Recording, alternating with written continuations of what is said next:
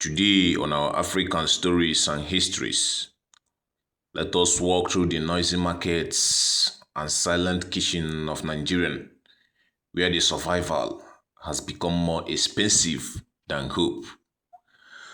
Oh, Nigeria. Oh, Nigeria. Nigeria, the giant of Africa. A land where the earth spits out oil, yet the children of the soil cannot afford fuel.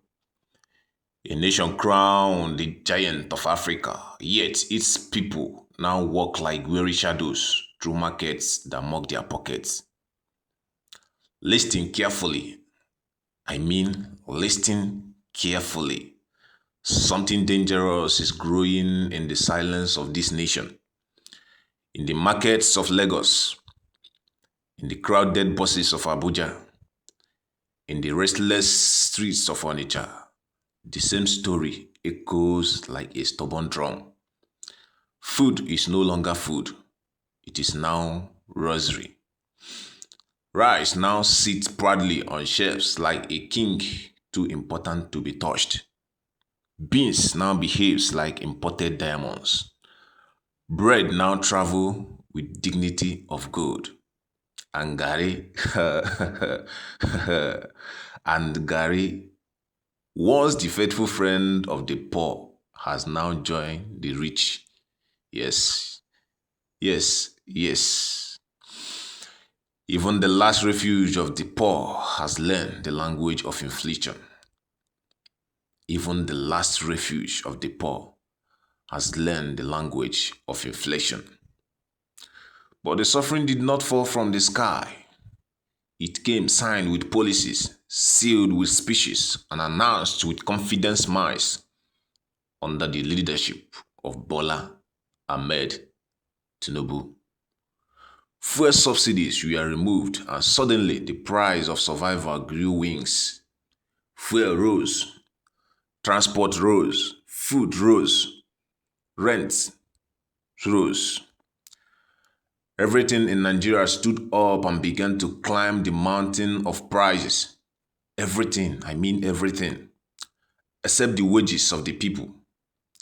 Keke driver now argue with passengers, not out of anger, but out of cheered desperation.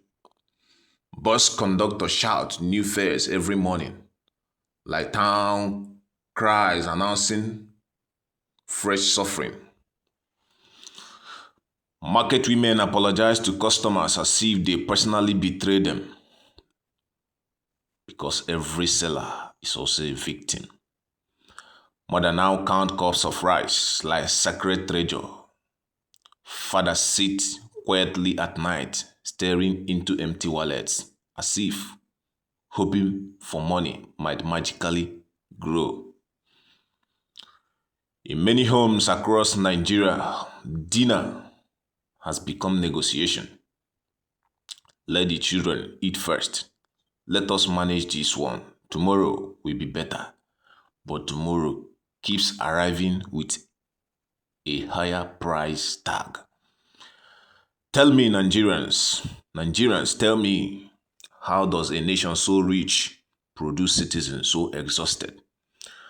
How does a land overflowing with oil create a people struggling to afford petrol? How does a land overflowing with oil create a people struggling to afford fuel? Is this the sacrifice of reform or the slow punishment of the ordinary citizens? Is this the sacrifice of reform or the slow punishment of the ordinary citizens? Because somewhere tonight, in the darkness of this nation, a child will sleep hungry, not because Nigeria lack wealth, but because wealth and the people no longer live in the same story. Nigeria still moves, the streets are still loud, the markets still shout, the buses still run. But beneath the noise, something heavy is building. A quiet anger, a silent question, a rising storm and doom. because history has shown us something dangerous. When a nation of patient people is pushed too far, even silence can begin to roar. And I repeat, when a nation of patient people is pushed too far, even silence can begin to roar. Nigerian politicians, the people has been patient enough. Do something. Do something. And finally, I ask, is Nigeria experiencing painful reform or the slow breaking of its people? And I ask, is Nigeria experiencing painful reform or the slow breaking of its people? It's a question left for every Nigerian politician. Do the needful.